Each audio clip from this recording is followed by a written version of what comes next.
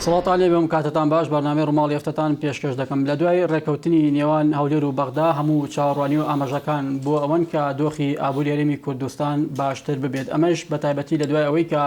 هەموو ئەو خاڵانەی کە لە نێوان سەرۆکوەزیرانی حکوومەتی هەرێم و حکوومەتی عێراق باس کراوە دەبێت لە چوارچێوەی پرۆژە یاسایی بودجە بەرگێکی یاسایی بەبەردا بکرێت پرسیارە گرنگەکە ئەوەیە کە لە دوای ئەم ڕێکەوتنە ئەوەی کە لە دۆخی هاوڵاتیان و موچەخۆرانی هەرێمی کوردستان دەگۆڕێت چییە؟ ئایا بۆ لەمەوەدا حکوومەتی عێراق پابەند دەبێت بەناردنی ئەو مستحقاتانەی کە لە چوارچێوەی ڕێکەوتنە بڕیاری لەسەر دراوە چی گرنتی ئەوە دەکات ئەم ڕێکەوتنەوەکو خۆی جێبەجێ بکرێت چونکە لە ماوەی ڕابردوو ئەزمموونیەوە بوو کە حکوومەتی عێراق جارێک ڕێکەوتنی لەگەڵ حکوومەتی هەرێمدا کرد بێ بەشێک لە بڕگە و خاڵەسەرەکانی ئەم ڕێکەوتنەی جێبەجێ نەکردووە ئەم ڕێکەوتنە چ جیاوازێکی لەگەڵ ڕێکەوتنەکانی پێشووتردا دەبێت بە شێوەی گشتی هەمومانە دەبەستنەوە بە دۆخی ئێستای ئابووری هەرێمی کوردستان و وەڵامی زیاتر لە میوانەکەم بەڕێز پرۆفیسۆر دکتۆر خالید حەیدەر مامۆستای بەشی ئابووری لە زانکۆی سلێمانی وەردەگرم کاک دکتۆر سپاس بۆ ئەم دەرفەتە.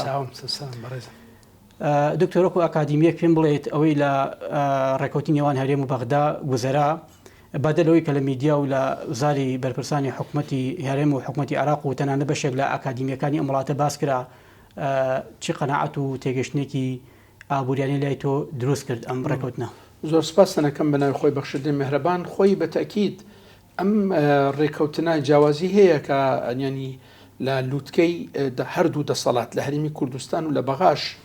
بەڕێزان لە سەرۆکاتی لە ئاستی سەرۆکی ئەنجومەنی وەزیران کە ئەو ڕێکەوتنیان واژۆ کرد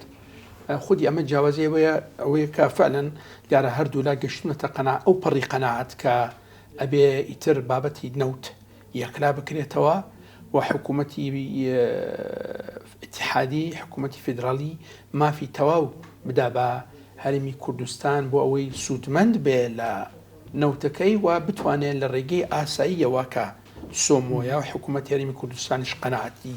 کردی بێت بەم بابەتە لە ڕێگەی سۆمەوە نەوتەکە بفرۆشرێت و پارێکی زیاتری دەست بکەوێت و لە هەمان کات ئەم پارە دەستکەوتنە سفەتێکی هەمیشەیی هەبێ یعنی واتە ئەوە نەبێت کە سبەی ڕۆژ دیسان بوترێت بەغا پارەکەی نردنی پارەکەی دواخست یاخود هۆکارێک هەبوو یاخود شتێک بوو ئیتر کە حکوومەتی هەرێمی کوردستان پابەند بوو بە نردنی نەوتەکە بۆ لە ڕێگەی سۆمەوە هەناردەکردنی بۆ دەرەوەڵات ئەو کاتە ئیتر ئەبێ وەکو چۆن پارێزگاکانی تری عێراق بڕەپارەیەکی هەمیشەییان هەیە بۆ خەرجکردن بۆ پڕکردنەوە پێداویستەکان ئەبێ پارێزگەکانی هەرێمی کوردستانیش بەو شێوازە تەعاملیان لەگەڵ بکرێت. ئەم جارە ئەم سیفەتە هەمیشەیی تێدا بوو ئەمە ڕێکەوتنێکی کاتیە یاخود بۆ سەرۆخت و ماوەیەکی مەودا درێژە؟ بەڵە من تەسەورەکەم وەکو عەرزی جەنابتانم کرد مادام بابەتەکە گەشتوەتە لووتکەی هەردوو حکوومەتەکە کە بەڕێزانن لە سەرۆکاتی ئەنجومەنی وەزیران و یەکەم بڕیاردەرن لەو ئاستا بە تەکید ئەمە معنای ئەوەیە واتای ئەوەیە کە فعلەن گەشتونەتە قەناعەت ئیتر ئەبێ سفەتی ینی با بڵێن ئەم ڕێکەوتنە جێگیر بێ و هەمیشەییش بێ لەبەرەوەی جەنابتان ئەزان لە 2004 تا ئێستا هەر ئەم بابەتی نەوت و ئیدارەکردنی نەوت و لە نێوان هەرێمی کوردستان کە هەرێمی کوردستان کاتی خۆی کە یاسای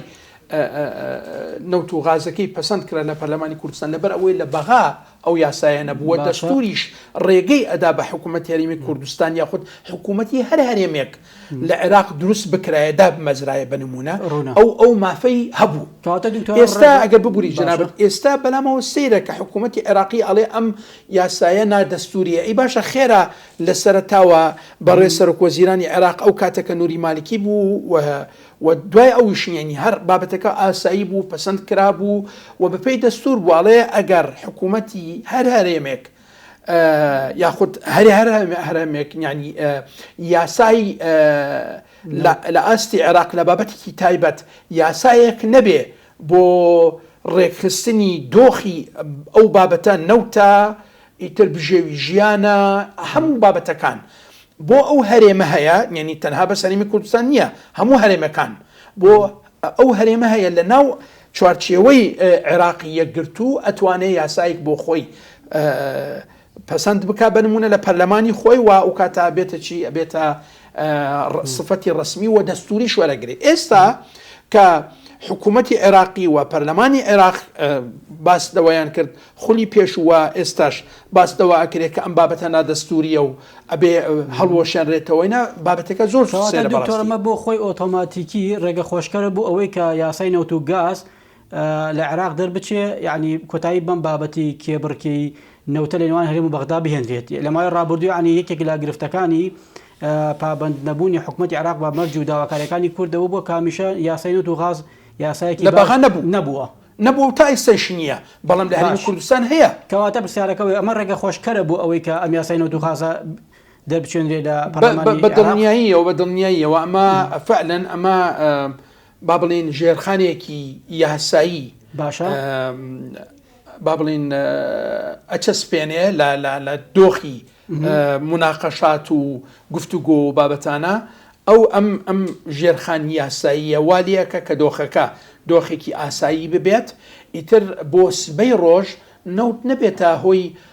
بابەتێک کە گفتوگۆی لەسەر بکرێت نەوتان نارد لەبەرەوەی لای خۆمانەوە حکوومەت یاریمی کوردستان پابند ئەبێ بەم یاسایە یاسای نەوت و غاز کە ئێمە وەکو تا ئێستا بەشێکین لە عێراق و لە هەمان کات حکوومەتی فیدرالی عێراقیش پابند ئەبێ بە جێبەجێکردنی بڕگەکانی یاسا هەرچەند ئەگەر ئێمە بگەڕێنەوە بۆ دەستوری عێراقی لە 2005ەوە تا ئێستا کۆمەڵێک بڕگە و با بڵین بابەت هەیە لە دەستورەکان ینی جێبەجێ نەکراون ئەوەش والیەکە کە ئینسان هەمیشە تا گومانی هەبێت لەوەی کە لە داهاتوو دیسان حکوومەتی فدرالی بکشێتەوە لە یەکێک لە بابەتەکان و نەهێڵێ بە نمونە ئاسایی ببێ دۆخەکە تا ئێستا تا ئەم دقەیە خەڵکەمووی خۆشحاڵن بەوەی کەتا باشە ئێستا ئەم گومانە کەمتر بۆتەوە بەراورد بە ڕابردوو هەست ناکەی بۆ نمونە هاوڵاتی خەڵکی ئاسایی موچەخۆر ینی گەژبینێکی باشی بۆم ڕێکەوتنایە ئایا ئەمە گەژبینێکی واقعی و فعلەن لە جێگەی خۆیدایە یان دەبێت هێشتا زۆر دەبێت چاوەڕێبین کە ئاخۆ حکوومەتی عێراق فعلەن ڕێکەوتنە جێبەجێ دەکات بەڵێ لێرە دوو ئاست هەیە لە شیکردنەوە وەڵامدانەوەی پرسیارەکەی جەناب باشە یەکەمیان ئەوەیە کە ئاسی ناوخۆی خۆمان ئەگەر بین ئێمە بڵین بە نمونە لە ناوخۆ هەموو حیزبەکان و خەڵک رازین لە ئیدارەکردنی هەرێمی خۆمان نەخێ ڕەخنە هەیە گلەی هەیە وانە ئەمە بەو شێوازە بەڵام ئەگەر بینە سەر ئەوەی کە پەیوەندی ئێمە لە ئاستی دووەمی شیکردنە وەڵامدانەوە پەیوەندی حکوومەت یاریمی کوردستان لەگەڵ بەغایە هەمیشە ئەوان لەبەر ئەوانەی کە حکومەکەن بەڕاستی بڕیارەکانیان جێگەی گومانە جێگەی ئەوەی کە بکشێنەوە لە بڕیارەکانیان و لەگەڵ خۆیانە وان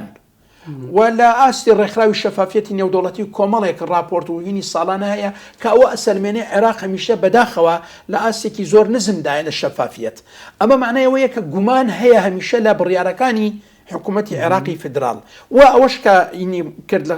خزمەتی جەنابتان باسم کرد خودی دەستورەکە کە کۆمەڵێک بڕگەی هەیە کۆمەڵێک جێبەجێ نەکراوە ئەمە ئەوە ئەسەلمێنێ کە ئێمە هەمیشە گومانمان هەبێت یعنی بنمونە تۆ جەنابەت ناوچە دابڕێنراوەکان تا ئێستا یەکلا نەبووتەوە بابەتی پارێزگەی کەرکووک تا ئێستا یەکلا نەبووتەوە خانەقین یەکلا نەبووتەوە ئیتر کۆنتترۆلکردنی سەرۆت و سامانی ئەو شوێنانە یەکلا نەکراوەتەوە کە زۆرینەی ئەو ناوچانە ناوچانێکی ناوچەی کوردستانین مەبەسمەوەی کە لێرە مەبەسمەوەیە کە لێرە ئێمە گومان هەیە لە بابەتەکە گومان هەیە بەڵام خودی ئەو ڕێکەوتنەکە گەشتوتە ئاستی لووتکە لە بڕیاردان و واژۆکردنی ئینەکەەوە ئەچێتە بودجەی ئەگەر بفەرمووی جەنابتان بودجێ 23 وەکو جەنابتان ئاماژەتان پێدا ئەمە فعلەن چوارچێوەیەکی یاسایی بۆ دائڕێژێ و ئیتر هەموو لا بێ پابند ببێ بەم کەواتە دکتۆر ئەوەی کە هەنگاوە قورسەکەی حکوومەتی یاریان لەگەڵ حکوومەتی عێراق بڕیوانە لە بابەتی ڕێکەوتن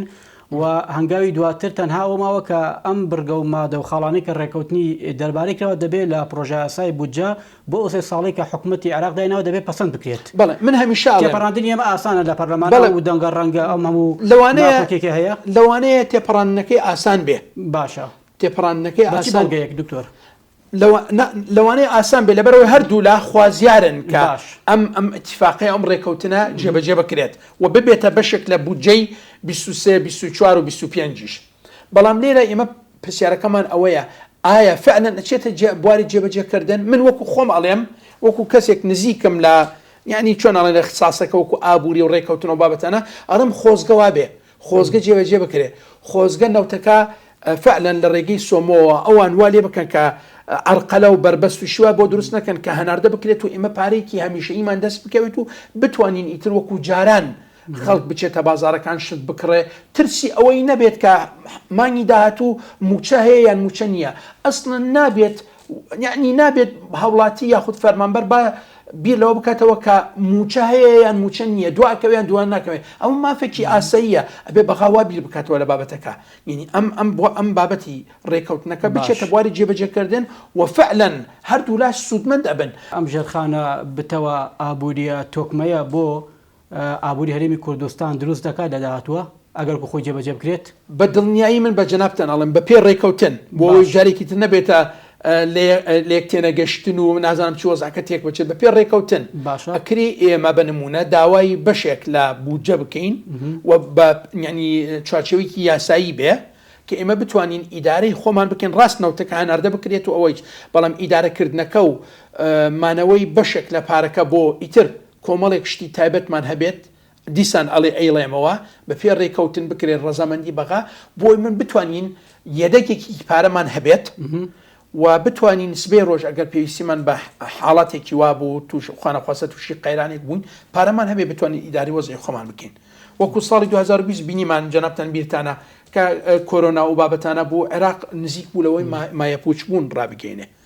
ئەوە کێشێکی زۆر گەورە بوو ئەوە کاتە وتیان بنمونە ئەو داهاتێک کە دەستمانەکەوێ بەشی خەرجەکانمان ناکات ئێستاش ئەم دقەیە هەندێک لە چاودێران ئەوانەی کە نزیکن لە دۆخی عێراق و ئابووری عێراقەوە باس لەوە لە 2029 2030 داهاتی عێراق بەشی خەرجەکانی ناکات دیسان ئەمە ئەبێتە کارەساتێکی تر تۆ بەڕێزت پارەکەت دەست ئەو پارێکە دەست ئەکەوێ بەشی خەرجاتت نەکات ناچارە بێ قەرز بکەیت قەرزی ناوخۆی یاخود قەرزی دەرەکی کەواتە دکتۆر پرسیارە منتیقەکە ئەوەیە حکوومەتی هەرێم دەبێت تاکەی لە چوارچێوەی ئەم ڕێکەوتنە بێنێتەوە کە لەگەڵ حکوومەتی عێراقدا کردوێتی من وەکو خۆم قەناعەتمەوەیە کە ئێمە هەمیشەیی بێ تا ئەو کاتەی هەست بکەین ئێمە توانە و ئیمکانیەتی ئابووریمان هەیە لە ئاسێک کە بتوانین بڵێن ئەتوانین ئیدارەی خۆمان بکەین وەکو لاینی ئابووری یعنی ئیدارەی سیاسی ئیدارەی کارگێڕی کۆمەڵێک بوار هەیە ئەکرێ ئینسان بڵێ من ئەتوانم ئیدارەی ئەو بوارانە بکەم بەڵام ئابووریەکە کە چوارچێوەمان بەلاینی کەمەوە دۆستمان نین ئەگەر دوژمن نەبن خوانەخواستە دۆستی کورد نین هەر چوار دەورمان با بڵێن وا لێکە کە ئەبێ بگەیتە ئاسێک کە فعلەن ئەو کاتە بتانی بڵێ من هێز و توانە و ئیمکانیەتم هەیە بتوانم ئیدارەی ئابووری ئیدارەی هەرێم بکەم وەکو لاینی ئابووری ئیدارەیەکی سربەخۆ نەک ئابووریکی سربەخۆ هەندێک جار ئەبینی جەنابەت ئەبیستی هەندێک خەڵکەیە باسی ئابووری سربەخۆەکە ئەمریکا بە ئەمریکایەتی خۆیەوە ئابووری سربەخۆ نیە بۆ لەبەرەوەی هەندێک شت هەیە نەک هەندێک شتی زۆر هەیە لە دەرەوە هاورداکە لە توانە و ئیمکانیەتی ئەو ئەگەر ئینتاجی بکات زۆر گرانتر ئەکەوێت لەوەی کە لە دەرەوە هاوردێ بکە بۆیە لێرە ئەتوانین ئمە بڵێن ئیدارەکردنی سربەخۆ بۆ ئابووریەکەمان نەک ئابووریەکەمان سربەخۆ بێ کەواتە ئەو مستەلاحی کە بازە ئابووری سربەخۆ دەکا مستەلاحێکی بە شێوەیەک زانستیانە نییە و ڕاست نییە ئیدارەکردنیکی سربەخۆ بۆ ئابووریەکەم لە سەدا 12 بودجەی عێراقا وەکو پشتی هەرێم دیاری کرا و ئەگەر بێت و لە پەرلەمانی عێراق ئەم بابەتە تێپەڕێنرێت ئەم سربەخۆی ئابووری بۆ ئێمە دابین دەکات بەم ڕێژە طبعا وەکو خۆ من ناتوانم لێرەوە بڕیار بدەم باشڵە بەڕێزەکەی جەنابتان بەستە سەورەکەم ئەو بەڕێزانەی کە بەرپرسن لە گفتوگۆ و مناقەشە و پەسەندکردنی قبولکردنی پەسەندکردنی ئەو ڕێژێ بەتەکید ئەوە نزیکترن لە بابەتەکە بەڵام سەلمێنراکە ینی چەند ساڵێکە 12.67 بوو دوازدەم شتێکی وە کە سەپێنرا لە بودجەی عێراق تا ڕادەیەکی زۆر ینی با بڵێن ئەو ڕێژەیە جێبەجێ کرا وەکو دانانی لە یاساکە خۆی بەڵام وەکو ناردنەکە هەمیشە جێگەی متمانە نەبوو جێگەی ئین نەبوو کە ئەو ڕێژەیە ئەو بڕەپارەیە بنێردرێت ڕوونە بەڵێ لێرە تەسەوری ئەوە ئەکەم کە ئێستا هەردوو لە حکوومەتی خۆمان و حکوومەتی با بڵێن فیدرالی عێراقیش ئەو ڕەغبەت و حەزەیان هەیە کە ڕێک بکەون بۆیە تەسەورەکەم بگەنە ڕێژەیەکی شیاو کە ڕێژەکەس جنابتە نازانم پشتە بەستە بە ڕێژەی دانیشتوانی کوردستانی لە گشتی عێراق. باشە دکتۆر باشە تقریبا تا ڕادەیەک ئەو ڕێژەیە نزیکە لە بینی 13 بۆ 13 بۆ 14 ئەبێ تقریبا لەو شتێکی شیاوە بێ لەو ئاستا. باشە کەواتە دکتۆر ئەوەی کە پەیوەندی بە بژانەوەی ژێرخانی ئابووری و پەرەپێدانی پارێزگاکان هەیە ئەگەر بێت و ڕێکەوتنەکە و خۆی جێبەجێ بکرێت ئایا ئەو پشکەی وەکو پارێزگایەکی عێراق دیاریکراوە لە بابەتی پەرەپێدان هەمان پشک هەمان قەبارە هەمان ڕێژە بۆ پارێزگایەکی دیکەی هەرێمی کوردستانی ڕاستە؟ خۆی بە تاکید ئەبێ وابێ خۆی ئەبێ وابێ لەسەر وەرق ئەبێ وابێ بەڵام کە چووە بواری جێبەجێکردن ئایا وای لێ ئەم ڕێژەیە بەدەرە لە ڕێژی لە 12.7ەکە بەگشتی ئەو بڕەپار ئەو مافەی کە ئەدرێ بە پارێزگەکان ئەبێ بە هەمان شێواز بدرێ بە پارێزگەکان یاریمی کوردستان ئیتر ڕێکەوتنەکە چۆنی ئەبێ بە تەکید هەموو پارێزگەک ڕێژەی خۆی هەیە بۆ ئاینی خەرجکردن مخصصات و دەرماڵی تایبەتی خۆی هەیە و ئەو بڕەپارش کە ئەنێردرێت ڕێئینی ئەو نەفقاتی سیادیە و حاکمیەوانە جاکرێنەوە و بۆ ئاستی عێراق بەگشتی کارێمی کوردستانش ئەگرێتەوە اینجا دوای ئەوە بە تەکید ئەو بڕەپارێکە ئەگات یاریمی کوردستان ئەبێ لەو ئاستە بێکە پێداویستەکانی خۆمان پڕ بکاتەوە جەنابەت ئەزانی بەشێک لەو داهاتا بێتە نەوتەکە کە ئەفرۆشتێت و بەشێکیش داهاتی ناوخۆی ئەبێ کە حکوومەت یاریمی کوردستان دەستی ئەکەوێت لە ئەنجامدانی چالاکی ناوخۆی دوای بە ڕێگەی مەقاسە کەم و زیاد دەکرێت کەم و زیاد ئەکرێت ئەگەر بنمونە ئێمە بنمونە نرخی نەوتمان خەملاند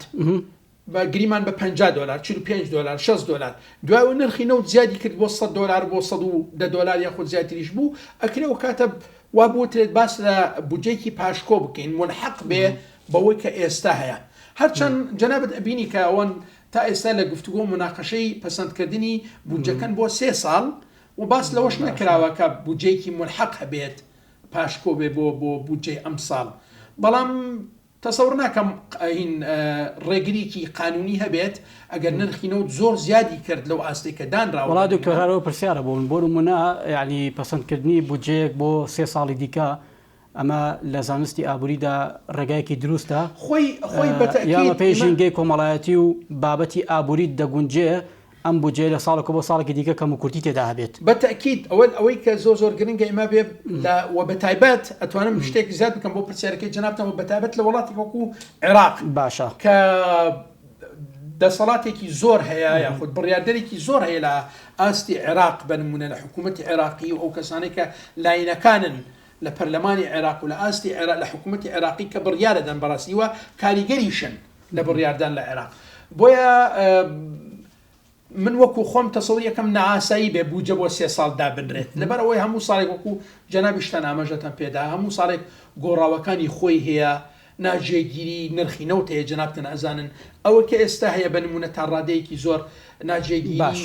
دینار بەرامبەر بە دۆلاری ئەمریکی یاخود دراوەکانی تر هەیە ئەمانە هەمووی ئەبن بەوەی کە ئێمە پرسیاری ئەوە بکەین ئایا دۆخەکە ئەگونجێ کە ئێمە بودجەیەک بۆ 3 ساڵ پەسەند بکەین هەرچەند ئەوان شتێکیان وتووە لە بابەتەکە ئاڵێن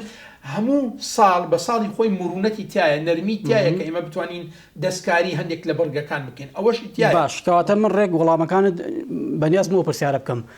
ئەم مرونەتە بۆ ئەوەیە کە بۆ نمونە ئەگەر ئەم بودجەیە کەم و کورتیەک یان کورتێنانێکی هەبوو یەدەگی عێراق ڕێگە بەمە دەدات پڕیکاتەوە زۆر بە ئاسایی ئەکرێ بخرێتە پەرلەمانەوە مناقشە بکرێت و ببێتە یاسایکی تەواوکاری هەموارکردنی یاسای بودجە تەواوکاری ئەو یاسایە بێت. ئەمە خراپ ناشکێتەوە بۆ سەروەری عێراقە یەدەگی هەر وڵاتێک پەیوەندی بە سیادە و سەروەری هەوڵاتەکەشەوە هەیە هەموو یاسایەک ڕێزی تایبەتی خۆی وەرئەگرێ لە جێگیری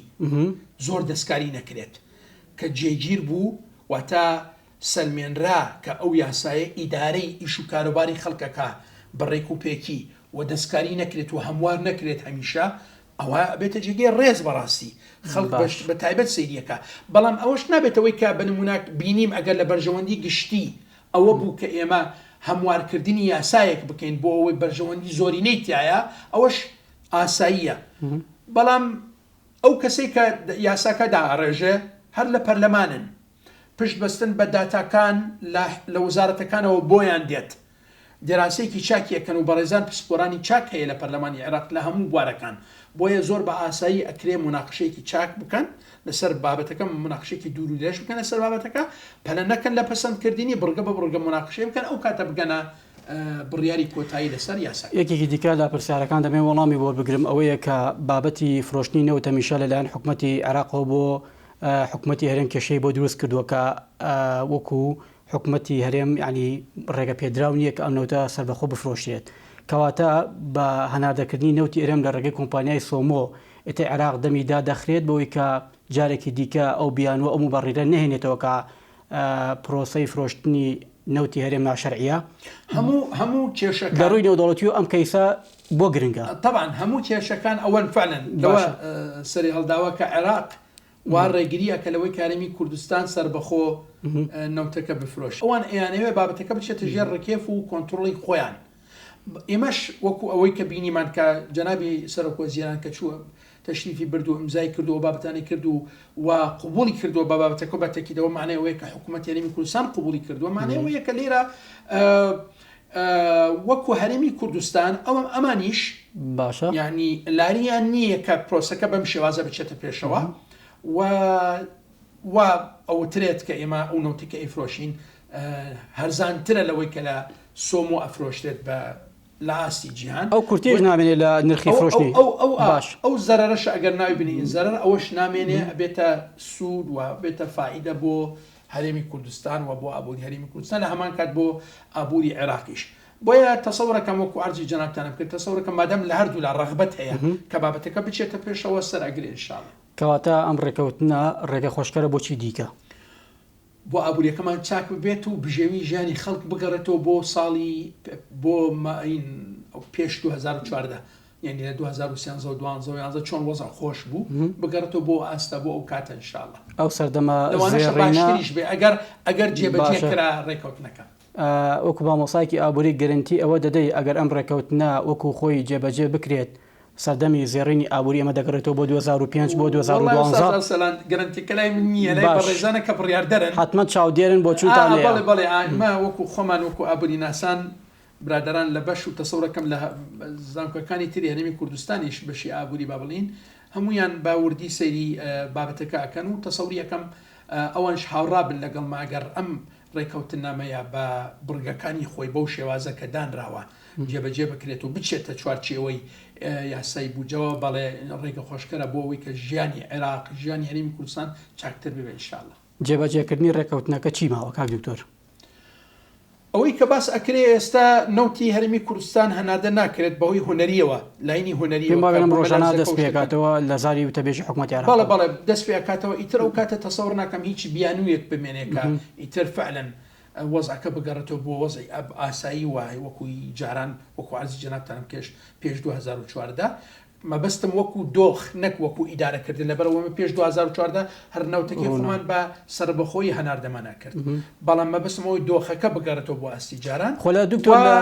خاڵێکی تریش ماوە جەنابتان فەرمووتان ئەم ڕێکەوتنە ببێتە بەشێک لە پرۆسەی پەسەندکردنی وڵات دکتۆر یەک خاڵ زۆر گرنگە دەمەیە لە بەرچاوی هاوڵاتی ڕوون بێت لە ڕووی ئیدارەوە کە حکوومەتی هەرێم یعنی نوێنەری کۆمپانیای سۆمۆ لە پشتی کوردە ینی چاودێرێکی جددیە لە بابەتی فرۆشتن و تەنانەت ئەو بڕەداهاتێکی کە لە فرۆشی سەرۆکی ئەو کۆمپانیاکە بەڵێ تەنانەت داهاتی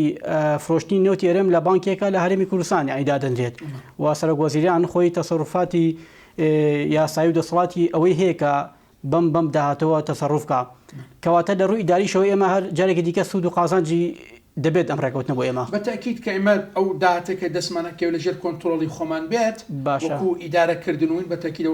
کەواتە بۆچونە منطق نییە خود سوودێکی ترە بۆ هەرێمی کوردستان بەتاکید کەواتە بۆچونە منطق نییە کە دەڵێ حکوومەتی هەرێم نەوتی ڕادەستی بەغدا کرد یەکشت هەیە لێرە بێ چاکی بیزانین باشە بمانەوێ نەمانەوێ ئێمە بەشێکی لە عێراق باشە حکوومەتی عێراقی ئەو ئێستا حکوومەتی فیدرالی ئیدارەی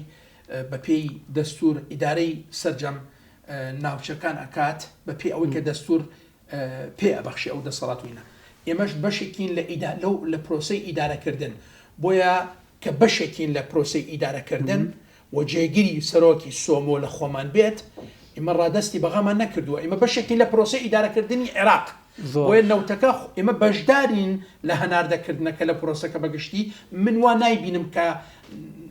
ڕادستی بەغامان کردووە ئیدارەکردنەکە مادەم ئێمە بەشداریەکەی لە ئیدارەکردنەکە بۆیە تەسەورەکەم هاوبەش بێ پرۆسەکە. زۆر سپاس بۆ دکتۆر خالید حەیدەر مامۆستای بەشی ئابووری لە زانکۆی سلێمانی. سپاس بۆ ئەم دەرفەتە. دووبارە بەخێر بێن.